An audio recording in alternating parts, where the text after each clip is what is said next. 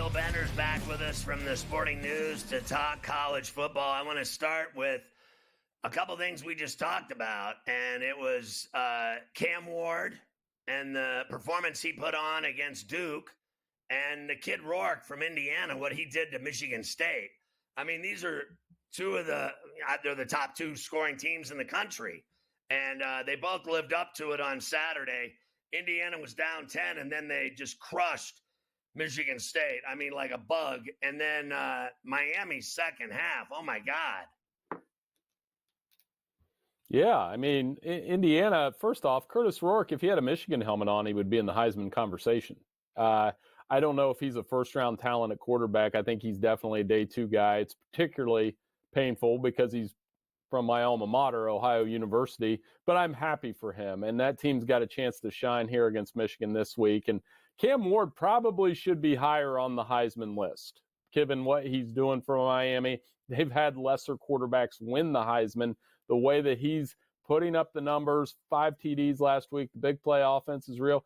Scott, I think they got a pretty straight shot to Charlotte as long as they take care of business this weekend. That's a really good Miami football team that I think is getting underplayed a little bit because of a couple close games. Do you think he's better than Dylan Gabriel? Because I do.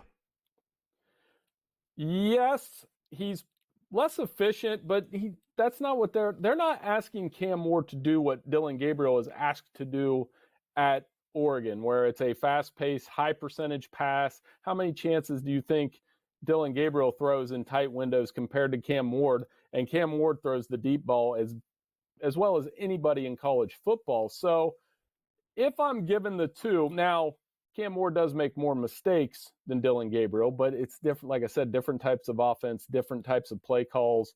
And again, Cam Ward is carrying Miami, this brand, to a potential college football playoff berth. I actually think it's getting undersold a little bit. So what did you think of Georgia's win over Florida in Jacksonville?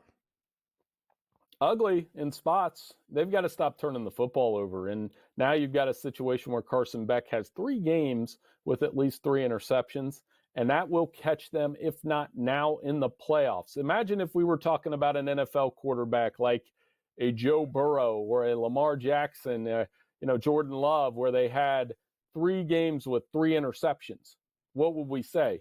In the postseason, that's going to cost them. And that's why Josh Allen is having the year that he's having. So I'll circle all the way back to Georgia and say, if they turn the football over and can't lean on the running game this weekend against Ole Miss, they could run into some real problems because the other quarterback, Jackson Dart, is the most efficient passer in the SEC. I mean, what he did on Saturday was crazy.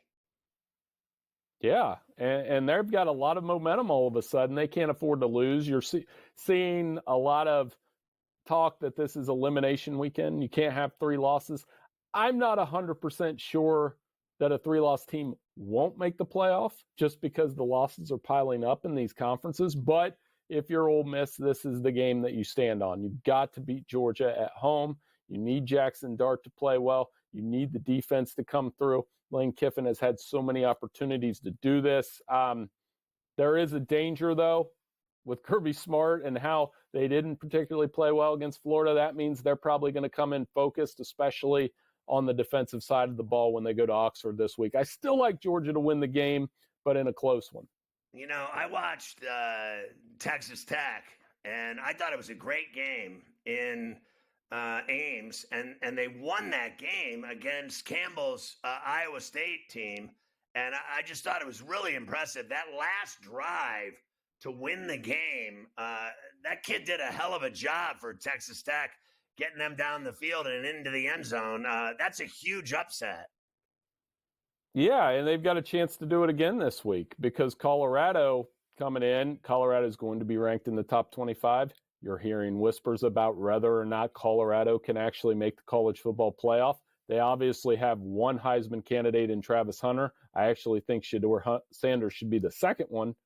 So what are we doing with Texas Tech? Baron Morton, 16 touchdowns, 1 interception at home. Things get crazy in Lubbock, Scott. That's a potential upset. This is the one I think Colorado has to have if they want to get to 10-2 and keep all that momentum rolling. And that's not an easy task. Like you said, Texas Tech coming off that big win at Iowa State. I mean, they looked legit to me. And now they got this game at home against Colorado. That's a brutal road game for the Buffs. No doubt about it. You might be right. What did you think of Vandy again? And it's been, forever since they beat, Alabama and Auburn in the same year, and they got it done at Jordan-Hare.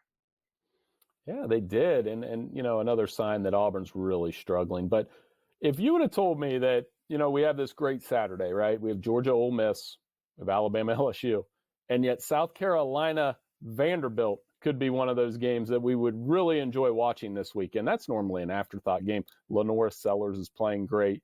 Diego Pavia, only a few interceptions. They just don't turn the ball over. They play so efficient on the offensive side. I think the Commodores are going to pull an upset here, but they've got to hold back this South Carolina pass rush. Those guys are awesome at getting to the quarterback, and I think it's going to be a wildly entertaining game between those two SEC schools.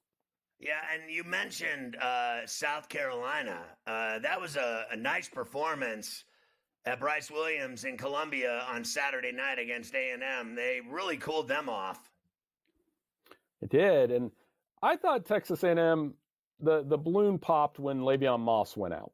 Their big running back, physical guy, and all of a sudden he goes down. Marcel Reed wasn't quite the same. I've been to games at South Carolina where it can unravel. Williams-Brice, they showed the crowd. They get into those night games there, and Shane Beamer has really done a nice job as a road or a home underdog.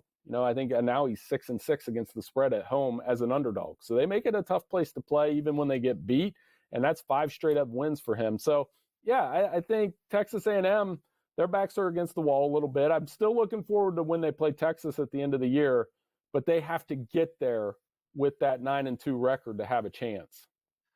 Did you see the people leaving Death Valley as Louisville was spanking Clemson? All the fans were walking out. That was probably the most stunning result to me over the weekend, believe it or not. And it's not just that Clemson lost, it was how they lost. Louisville running the football over 7 yards per carry. Tyler Schaub getting whatever he wanted.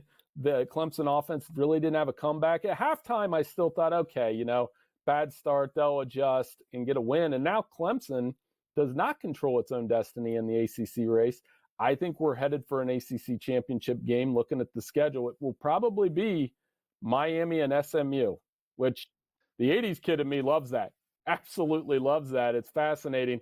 But I'm not sure that conference is going to get 2 bids now because the committee will probably have SMU around 15.